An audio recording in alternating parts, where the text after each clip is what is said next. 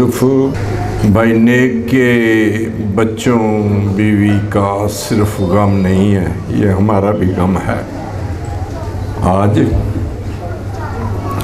मैं और पादरी जैक्सन वो ऑस्ट्रेलिया में हैं, तो मैं आया हुआ हूँ वहाँ से। बहुत देर तक हम आधा घंटे से ज़्यादा बातें करके रोते रहे अपनी भाई की जुदाई की वजह से। मैं इससे पेशतर के कलाम शुरू करूं। मैं कलाम सुनाने से पहले भाई नेक की 3-4 गवाहियाँ देना चाहता हूँ, ज़्यादा नहीं, ताकि मैं कलाम सुना सकूँ। कलाम में अभी मैं एक ऐड देख रहा था, खुदावंद शिकस्ता रूह, शिकस्ता और खस्ता दिल को कबूल करता। ये फ़ारसी का लफ्ज़ है। टूटे हुए दिल को, टूटी हुई रूह को, ब्रोकन हार्ट को खुदा कबूल करता है। पता नहीं मुझे कितने लोगों ने भाई को दुआ करते हुए देखा हो, मुझे नहीं पता, लेकिन मैं ये बताता हूँ, हम सब और भाई कैसे आंसुओं के साथ खुदा के हुजूर में टूटकर, आजिज होकर दुआ करते थे। मैं बता रहा था पादरी जैक्सन को कि एक दफ़ा हम एक मंडियाली गांव है, नारंग मंडी के साथ नहर के ऊपर हम दोनों दुआ कर रहे थे, तो बड़े आंसुओं के साथ, बड़े दुख के साथ खुदा के हुजूर में टूट कर दुआ कर रहे थे। मैं कल बता रहा था, हम दोनों पूरी रात दुआ करते रहते हैं, और जब देहात में जाते मनादी करने के लिए, फसलों में जाकर घंटों के हिसाब से बैठकर दुआ करते थे। अब उनकी गवाही की बात बताता हूँ। हमारे एक भाई लैमुल हैं जो स्वीडन में हैं, उनका और भाई नेक का ग्रुप था, दोनों का। वो अपने घर से आते थे, बाहर कॉलोनी में उनका घर था। भाई नेक बाइबल स्कूल, उस वक्त बाइबल स्कूल था, बाइबल स्कूल में रहते, और ये चारपाई के पैंदों में सर डालकर दुआ कर रहे होते थे। वो आकर उठाते, भाई जी मैं आ गया हूँ, आज बताओ खुदा ने कहाँ कहा है जाने के लिए, किधर जाना है, खुदा ने क्या बताया है। तो भाई ने कहते कि आज फलां जगह पे जाना है। एक दफ़ा उसने कहा कि मुझे खुदा ने कहा मुस्लिम टाउन जाना है। उसने कहा चलो। जब ये नहर के पुल पर उतर गए तो वो सब सीधा आगे जा रहा था, तो भाई नेक ने कहा, भाई लैमुल, खुदा मुझे कह रहा है कि आप आगे जा रहे हैं, मुझे सही जगह पर नहीं लेकर जा रहे, वापस आ। वो वापस आया। वो फिर मुस्लिम टाउन में नीचे गए, आगे एक एरम सैनमा था, उसके सामने सब्जी वाले की दुकान थी। वहाँ जब गए तो सब्जी वाला सब सवेरे सब्जी लेकर आया था। इतनी उसके पेट में दर्द हो रहा था कि हद से ज़्यादा वो चीखो पुकार कर रहा था, और सब लोग उसके चारों तरफ खड़े हुए थे। ये भी दोनों जाकर खड़े हो गए। जब लोग चले गए तो फिर इन्होंने कहा हम आपके लिए दुआ करें, तो उसने कहा हाँ करें। इन्होंने दुआ की, उसी वक्त खुदा ने उसे शिफा दे दी।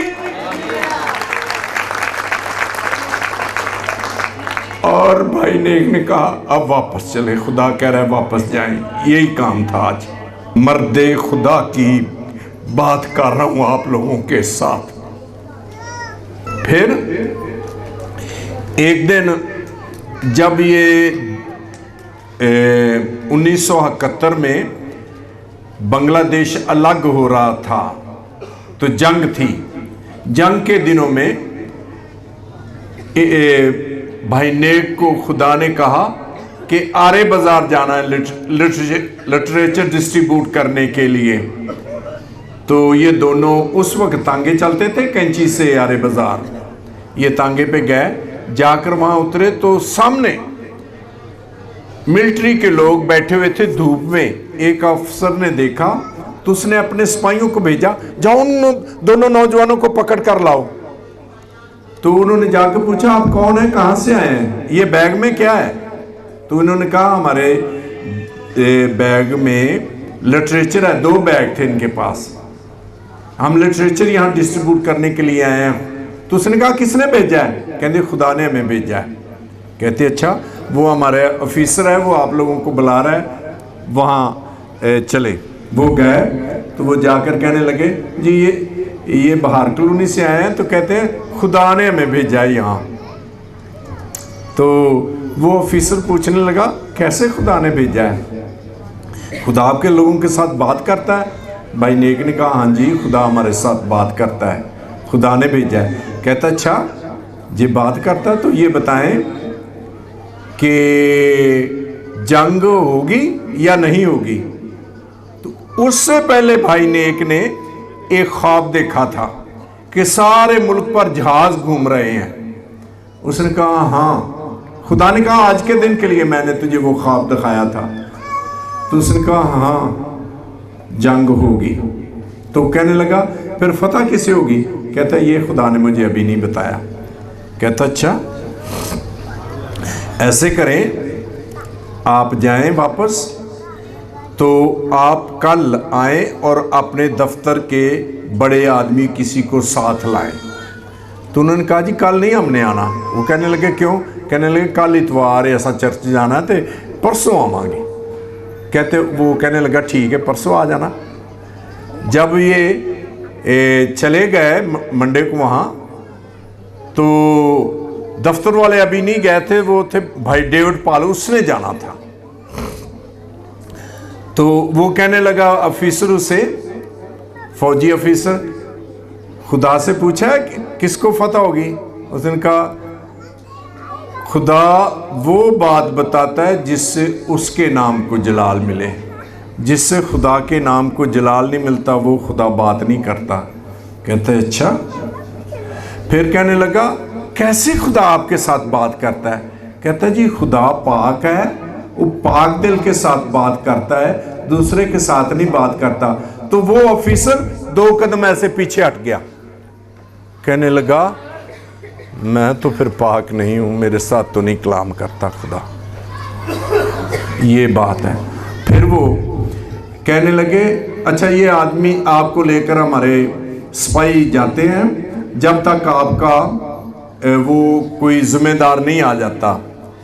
तो वो सिपाही लेकर जा रहे थे, तो उन्होंने पूछा ये बताओ खुदा आपके लोगों के साथ बात करता है, अब हम आपको कहाँ लेकर जा रहे हैं? भाई नेक ने कहा बड़ी लंबी लंबी बैरकें हैं, आप उनमें हमें लेकर जा रहे हैं, एक में जाकर हमें आप बंद कर देंगे। वो अपने हाथ पे हाथ मारकर नसने लगा, कहने लगा नहीं नहीं नहीं नहीं, नहीं बंद करते। तो वैसे ही हुआ, जैसे नक्शा उसने बताया वैसे ही नक्शा था, और जाकर उसको उन दोनों को उन्होंने बंद कर दिया। फिर वो जब दफ्तर से लोग आए तो फिर उनको वहां से निकाला। यानी खुदा ने यह भी बताया कि यहां ले जाकर बंद कर देंगे। खुदा भाई नेक के साथ बोलता, कलाम करता, हम सब के साथ। लेकिन आज मौका है भाई नेक का, इसलिए उसकी गवाहियां दे रहे हैं हम। एक और गवाही उसकी, फिर उसकी ज़िंदगी की तब्दीली की गवाही, शायद उसके बच्चों को भी ना पता हो, वो मैं बताऊंगा, फिर कलाम सुनाऊंगा। कराची में टीम वाले गए थे, हर साल गर्मियों में हम जाते थे। तो एक भाई जान सुनूनी था, शायद आप लोगों में से कुछ लोगों को पता हो, उसके पास जाकर ठहरते थे। तो वो ऐसे आमो सामने लाइनें होती थी जिनमें लोग घर थे। तो एक लीडर दोनों थे, लेमोल और जैक्सन, उन्होंने भी फैसला किया हमने जाना है। जब जाने लगे तो भाई नेक ने कहा भाई मैं तो नहीं जाना, खुदा कहता नहीं जाना। वो कहने लगे, वो घर वाले नकार रहे हैं मुसलमान, वो दूसरे, तो आप कहते नहीं जाना? कहता नहीं मैं तो नहीं जाना, खुदा ने क्या नहीं जाना। वो सारे परेशान हो गए। खुदा, ये भी उनको पता था खुदा बोला होगा। वो कहे हमने जाना, वो कहे नहीं मैं नहीं जाना, खुदा ने क्या नहीं जाना। क्या हुआ? उसी घर की एक नौजवान लड़की के पेट में तकलीफ हो गई, तो वो आए, क्योंकि उनकी किसी औरत ने कहा कि मैं परेशान हुई हूँ, इन लोगों को कह करके यहाँ से निकाले, मैंने ख्वाब भी ऐसा देखा है, तो बुलाएं, हमारी बेटी बीमार होगी, वो आकर दुआ करें।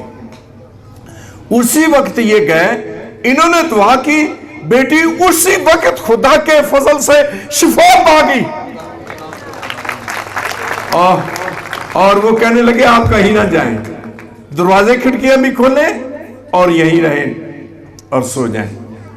भाई ने एक गवाही, जिंदगी की गवाही। आखिरी बात, मालियों के काम करते थे, शाहजमाल में रहते थे। इकबाल मुबशर को शायद कुछ लोग जानते होंगे यहाँ, वो शाहजमाल में आबादतें करवा रहे थे। तो ये हुक्का बड़े बहुत ज़्यादा पीते थे। तो किसी ने कहा कि आओ आओ भाई चलिए, आबादत पे चलिए। इन्होंने हुक्का वहीं खड़ा कर दिया दीवार के साथ और आबादत पे चले गए। और जब वो कलाम सुना रहे थे, तो कलाम सुनाने के बाद उन्होंने कहा कि जो लोग तौबा करना चाहते हैं वो अपने हाथ दिखाएं। ये मुझे पता ही नहीं चला, कहने लगे कि मेरा हाथ ऊपर उठ गया। और जब उन्होंने कहा आगे आ जाए, तो मैं आगे गया। जब वो तौबा करवा रहे थे, तो मैंने देखा मुझ में से कोई चीजें निकल कर जा रही हैं। शायद ये लफ्ज लोगों को पता हो, वो ये अक्सर बताते थे, और मेरे बच्चों ना कुछ निकल निकल के भज के जा रहा सी, तो वो सारियां बदरूवां पियां निकल दियां सी, उके दियां बदरूवां, झूठ दियां बदरूवां, लड़ाई दियां बदरूवां, गाली दियां बदरूवां, सारी निकल कर जा रही थी। जब मैंने तौबा कर ली तो मैं तो बिल्कुल तब्दील हो गया का, और हर एक चीज मुझे भूल गई, और फिर पाकीज़गी और रासबाजी की जिंदगी गुजारनी शुरू कर दी। ये उनकी तब्दीली है जिंदगी की। पता नहीं मुझे कितने लोगों को उनकी इस गवाही का पता हो कैसे जिंदगी तब्दील हुई थी। क्योंकि हम मुझे 50 साल हो गए FGA के साथ, 40 साल मैंने पास्टरशिप की FGA में, फिर मैं ऑस्ट्रेलिया चला गया। अब 50 कैसी उसकी गवाही थी, तो कैसे वो खुदा के साथ चलता था, ये हम जानते हैं। भाई लेमन के ज़रिए उन्होंने बाइबल पढ़ना सीखी और फिर वो खुदा का कलाम सुनाना शुरू किया। सो खुदा का वो अजीम खादम था, मर्द खुदा था। उसने सिद्क दिली से खुदा के साथ अहद किया था और उसको पूरी सच्चाई से खुदावंद को कबूल किया, और ज़िंदगी के आखिरी दम तक खुदा के साथ चलता रहा। कल मैंने आशिर से पूछा, ये तो बताओ कैसे डेथ हुई थी? तो वो मुझे कहने लगा, आपको पता है उनको ये सांस की तकलीफ़ हो जाती थी। मैंने कहा मुझे पता है, वो इनहेलर इस्तेमाल करते थे। तो वो कहता हाँ, मेरी बीवी को उसने कहा कि मेरा दिल कुछ घबरा रहा है, तो मुझे वो मेडिसिन ला कर दे। तो मुझे नींद आ रही, फिर मैंने सोना है। तो वो मेडिसिन लेने के लिए गई, तो ये पहले ही सो गया, ऊपर चले गए आसमान पर। ये है खुदा के लोग, मुकद्दसों की मौत। आज मैं मनादी भी इस पे करना चाहता हूँ, मुकद्दसों की मौत पे। आइए मेरे साथ निकालें ये बाइबल मुकद्दस ला तब्दील कलाम है, जिंदगी बख्श कलाम है, बाबरकत कलाम है। तो जो ला तब्दील कलाम है, जिंदगी बख्शता है, आसमानी शहरी बनाता है। आइए उसकी तिलावत करें। ज़बूर 116 उसकी 15वीं है।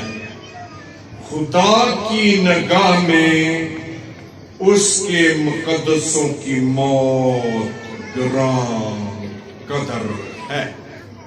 खुदा उनके पाक कलाम के पढ़े और सुने जाने पर उसकी बरकत हो, आमीन। कलाम मुकद्दस में हमने पढ़ा है खुदा की निगाह में, खुदा की निगाह में, किसी और की निगाह में नहीं, यहोवा की, एलोहीम खुदा की, हमारे खुदा की निगाह में, उसके मुकद्दसों की, किसी और के नहीं। किसी और के मुकद्दस हो ही नहीं सकते, दावा हो सकता है लेकिन मुकद्दस नहीं हो सकते। लिखा है उसके मुकद्दसों की मौत ग्रां कदर है। खुदा के मुकद्दसों की, खुदा के बरगज़ीदों की, खुदा के ईमानदारों की, खुदा के रासबाजों की, खुदा के बेटे के खून से धुने हुए लोगों की मौत उसके हुजूर में ग्रां कदर है, कीमती है। ग्रां कदर का मतलब है आला मर्तबा, सबे अजाज, कीमती, यानी पाक लोगों की, मुकद्दस लोगों की, ईमानदार लोगों की मौत खुदा के हुजूर में एक अजाज रखती है, एक आला मकाम रखती है, बड़ी कीमती है। ऐसे नहीं खुदा के लोग मरने के बाद कि कोई उनका कोई मकाम ही ना हो। और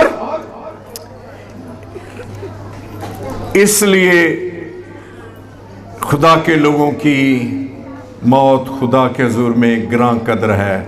भाई नेक इतनी खिदमत करके खुदा के हुजूर में चलकर उसकी बादशाही की मनादी करके उसके बेटे के फिदिये कफारे के लिए गवाही देकर इस दुनिया से गया है, इसलिए उसकी मौत यहोवा के हुजूर में ग्रां कदर है।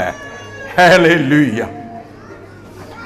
यहां लिखा है मुकद्दसों की मौत, मुकद्दसों की मौत खुदा के हुजूर में ग्रां कदर है। तो इसका यह मतलब हुआ कि दुनिया में कोई और भी ग्रोह है। एक मुकद्दस लोगों का ग्रोह है, कोई और भी ग्रोह है। दो किस्म के ग्रोह हैं दुनिया में पाए जाते। एक मुकद्दस लोग हैं, एक बेईमान लोग हैं जो पाक नहीं है, जो मुकद्दस नहीं है। वो भी एक ग्रोह है। दूसरा ग्रोह, वो उनकी मौत खुदा के हुजूर में ग्रां कदर नहीं है। ये याद रखना। मौत के बारे में चंद एक बातें करना चाहता हूं। मौत का जिक्र आ रहा है। मौत खुदा का एक कुदरती निजाम है। मौत खुदा का कुदरती निजाम है। मतलब गुनहगार हो या ईमानदार हो, रसबाज हो, मुकद्दस हो, दुनियादार हो, दोनों ने ही मरना है। लेकिन दोनों जो मरते हैं उनमें खुदा के हुजूर में किसकी मौत ग्रां कदर है? मुकद्दस लोगों की। क्योंकि ये खुदा का निजाम है हर शख्स ने। क्योंकि पैदाइश 3 बाब की 19वीं आयत में लिखा है, तू खाक है फिर वापस खाक में। इब्तिदा में ही खुदा ने यह निजाम कायम कर दिया मरने का।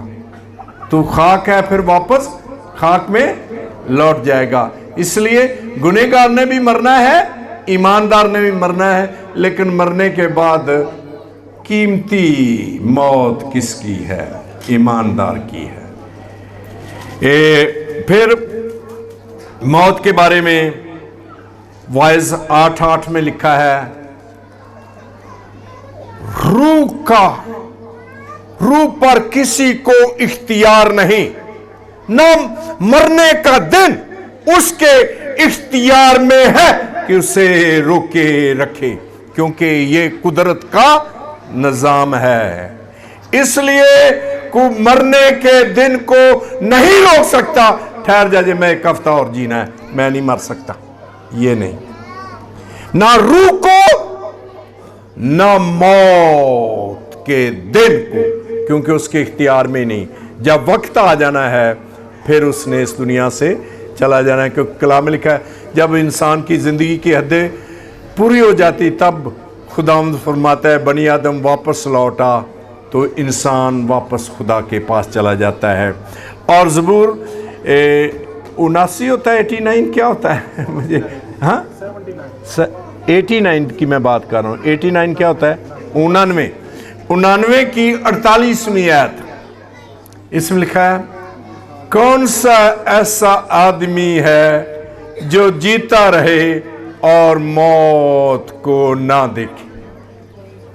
कौन सा ऐसा आदमी है जीता रहे और मौत को ना देखे, क्योंकि यह खुदा का निजाम है, यह फितरत का निजाम है कि हर एक ने मौत का मजा चखना है।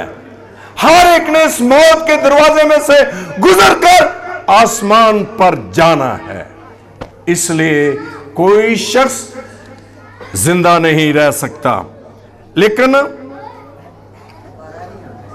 पहली बात, कौन मुकद्दस लोग हैं? क्योंकि मुकद्दस लोगों की मौत हमने कलाम में पढ़ा है, कीमती है, खुदा के हुजूर में ग्रां कदर है। कौन है मुकद्दस? पहला कुरिन्थियों पहले बाब की 2 आयत में लिखा है जो मसीह यीशु में पाक किए गए हैं।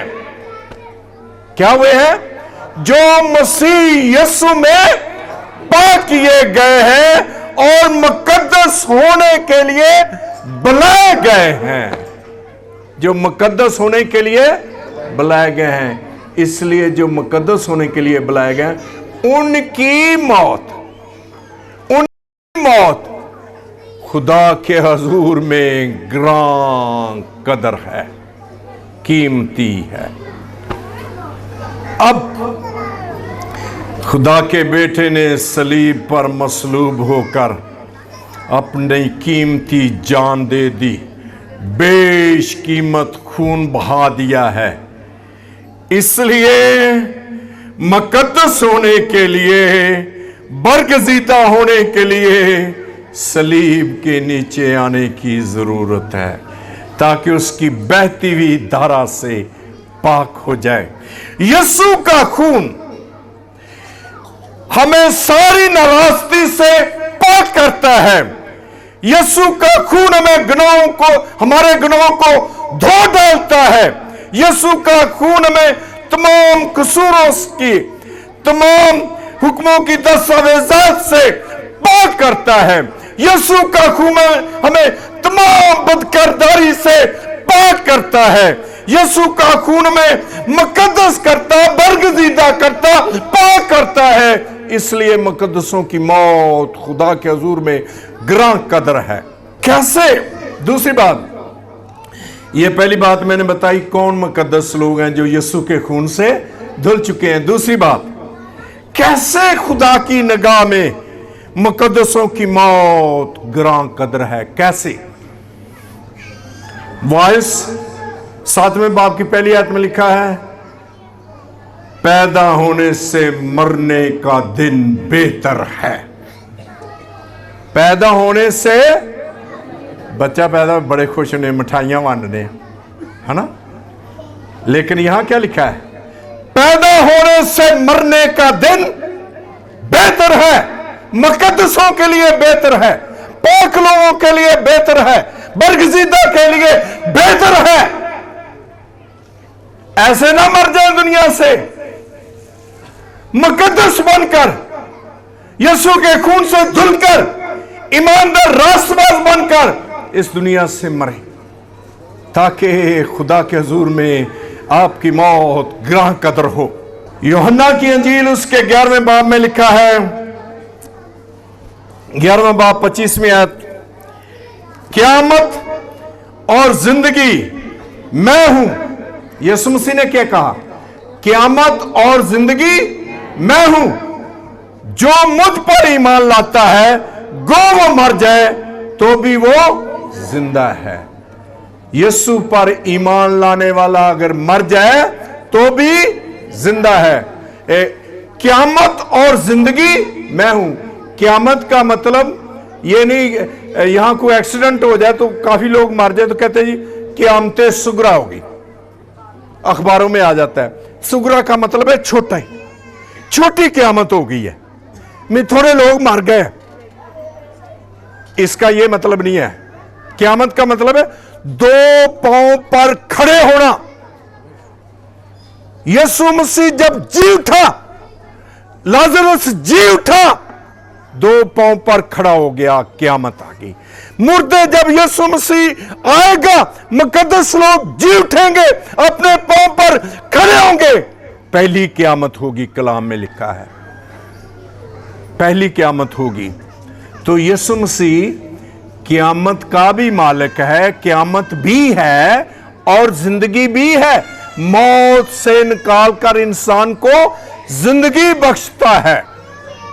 इसलिए यीशु मसीह ने कहा क़यामत और जिंदगी मैं हूं।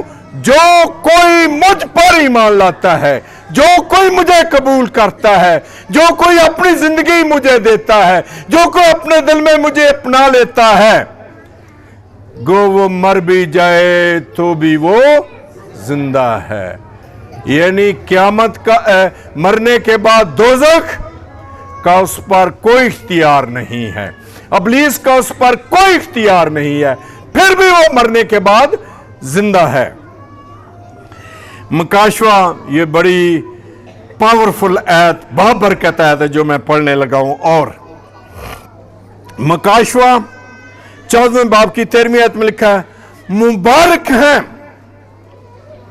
मुबारक हैं, फिर से सुन ले, मुबारक हैं वो मुर्दे जो खुदावंद में मरते हैं, जो खुदावंद में मरते हैं।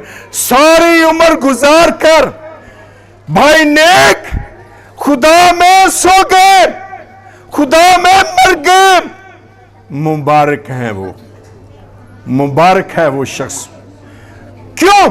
बरगज़िदों की मौत, मुकद्दसों की मौत, ईमानदारों की मौत, रसबाजों की मौत मुबारक है।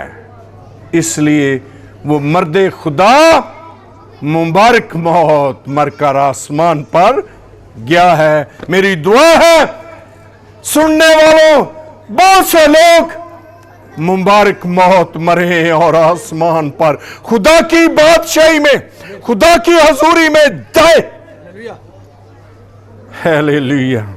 थोड़े दिनों मैं यूसुफाबाद एक जनाजे पर था तो कोई शख्स मुझे कह रहा था, वो मुझे मेरे बचपन से मुझे जानता था, कह रहा ओ तौबा करने के बाद फिर भी कदी कदी कोई पुरानियां गल्लां।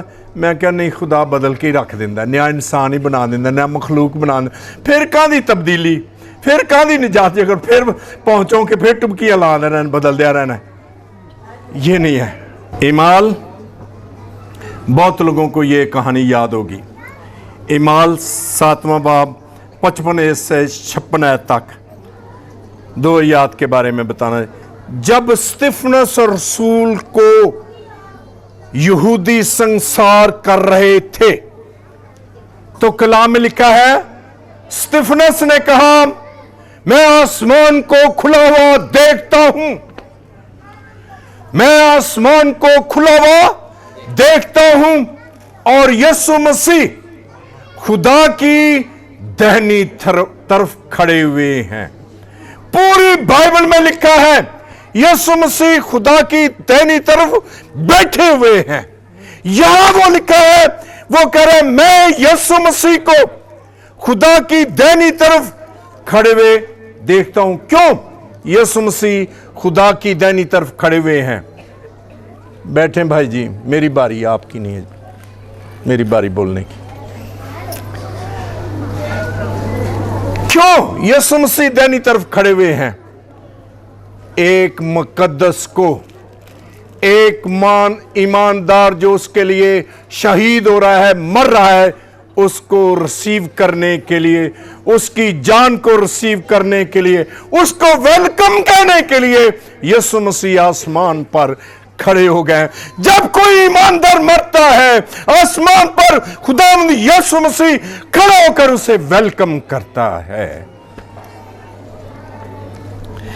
साधु सुंदर सिंह तिब्बत के पहाड़ों में दुआ कर रहे थे, तो सुबह सवेरे उसने देखा यीशु मसीह और शागिर्द आ रहे हैं। तो उसने यीशु मसीह से कहा, खुदावन कहाँ जा रहे हैं? यीशु मसीह ने कहा, चीन में एक 12 वर्ष की लड़की, जो साधु सुंदर सिंह की किताबें पढ़ते उसमें यह कहानी है। उसने कहा, एक 12 वर्ष की लड़की चीन में मेरे नाम पे शहीद हो रही है, मेरे लिए जान दे रही है। हम सब उसको रिसीव करने के लिए, उसको वेलकम कहने के लिए, उसकी रूह को लेने के लिए जा रहे हैं। यह है मुकद्दसों की मौत, यह है पाक लोगों की मौत। बिली ग्राम की दादी मर रही थी, तो उसने मरते हुए कहा, मैं यीशु मसीह को देख रही हूं। यीशु मसीह को, यीशु मसीह से लेने के लिए आ गए। ईमानदार है। मुकद्दसों की मौत ग्रां कदर है। वेल्स के एक बूढ़े शख्स ने मरते वक्त कहा, मैं फरिश्तों की क्वायर को देख रहा हूं, वो गीत गाते हुए आ गए हैं, और उसे गीत गाते हुए आसमान पर ले गए। मुकद्दसों की मौत ग्रां कदर है। अगस्टिन टू प्लाडे ये मर रहा था, तो आधा घंटा ये जलाल जलाल पुकारता रहा, और उसने कहा, मेरी दुआएं आसमान पर चली गई हैं, मैं उनसे लुत्फ अंदोज हो रहा हूं, अपनी दुआओं के सबब से लुत्फ अंदोज हो रहा हूं। क्यों? क्योंकि एक ईमानदार मुकद्दस आदमी मर रहा था, वो आसमान पर अपनी दुआओं को देख रहा था। यहां कुछ लोग बैठे हुए हैं, सियालकोट के लोग, एल्डर प्यारा को जानते हैं। 26 मई 2014 को वो दुआ कर रहे थे, दुआ करते करते आसमान पर चले गए। मुकद्दसों की मौत खुदा के हुजूर में ग्रां कदर है। बगैर किसी तकलीफ के, बगैर किसी दुख के वो आसमान पर चले गए।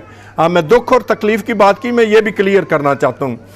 मुकद्दस लोग, मुकद्दस होना चाहिए, मौत का कैसी हो, अच्छे तरीके से, जैसे भाई नेक बात करते करते चले गए आसमान पर, इसके बारे में बताया, दूसरों के बारे में बताया। मुकद्दस आदमी एक्सीडेंट ना मर जाए, किसी और बीमारी से मर जाए, मुकद्दस ही है, उसकी मौत मुकद्दस ही है। कैसी हालत में वो मरे, क्योंकि वो खुदा के हुजूर में जाएगा। मुबारक है वो शख्स, ये याद रखना। बाज लोग कहते हैं, ओ जी ये तो बड़ा खुदा दा बंदा सी, ते एक्सीडेंट ना क्यों मार गया, बीमारी नाल क्यों मार गया। अभी हम बात कर रहे थे, मैं और भाई पारस, ये भी हमारे साथ टीम में बड़े अरसा रहे, हम इकट्ठे खिदमत करते रहे। तो कह रहे, अलीशा के पाँव में रोग लगा। अलीशा को आप जानते हैं, एलिया का शागिर्द था, बड़े मोजज़े किए, और वो पाँव में रोग लगा और मर गया। मुकद्दसों की मौत खा बीमारी की हालत में हो, खा एक्सीडेंट में हो, किसी हालत में भी हो, वो मुकद्दस मौत है, मुबारक मौत है, वो खुदा की बादशाही में जाते हैं। मुकद्दसों की मौत पर बलाम ने रश किया। गिनती 23 बाब की 10 आयत में लिखा है, उसने कहा, काश मैं मुकद्दसों की मौत मरता, काश मैं मुकद्दसों की मौत मरता और मेरी आकबत भी उनकी जैसी होती, उन जैसी होती। ये है मुकद्दसों की मौत। लोग तरसे, लोग कहें मैं भी मुकद्दसों की तरह मर जाऊं जैसे ये शख्स मर गया। बातें करता करता खुदावंद में सो गया, वैसे मैं भी मर जाऊं। तो रश करें लोग खुदा के लोगों की मौत पर, मुकद्दसों की मौत पर। आखिर में बहुत देर से आप बैठे हुए हैं, एक मिसाल देकर आखिरी पॉइंट फिर बयान करना चाहता हूं। अमेरिका में एक बहुत अमीर तरीन ख़ानदान था। किसी ने वो भाई लियाकत ने किताब लिखी थी, बड़ी पुरानी किताब हो गई है, क्या मुकाशमा में उसका नाम मुझे अब भूल गया है, हर मजदून। उसमें ये मिसालें पिछली भी दी हैं, ये भी उसमें देने लगा हूँ।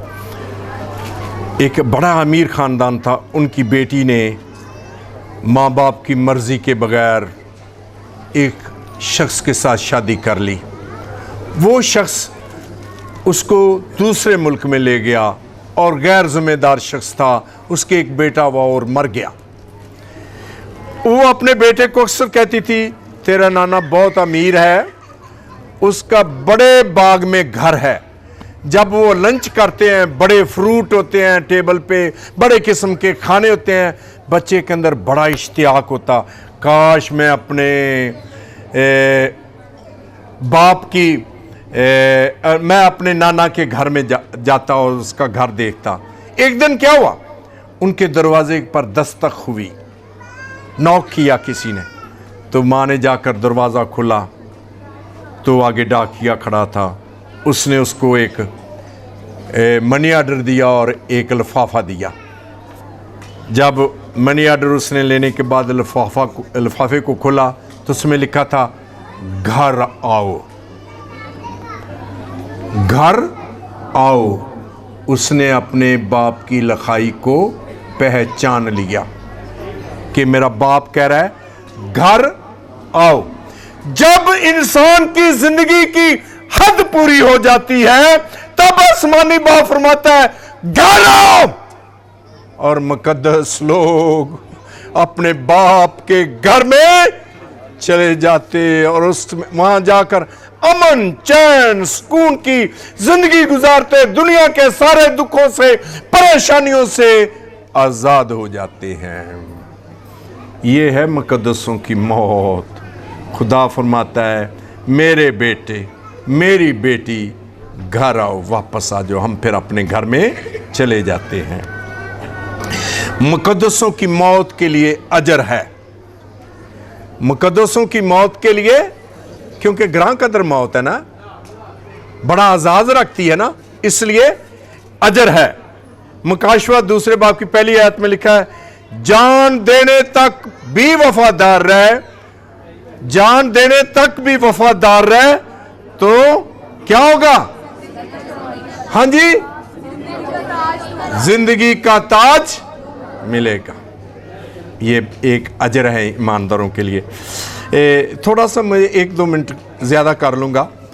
मैं ताज के बारे में बताना चाहता हूँ। सोने का ताज, जिंदगी का ताज, सोने का ताज, रसबाजी का ताज, जलाली ताज और खालिस सोने का ताज। एक सोने का ताज, एक खालिस सोने का ताज, एक जमाल का ताज, हुस्न का, खूबसूरती का ताज। फिर मुकाशवा पहले 3 बाब में लिखा है गालिब आए तो उसके अगले लफ्ज बयान करने लगा हूं। सफेद पत्थर दूंगा, यह भी अजर है।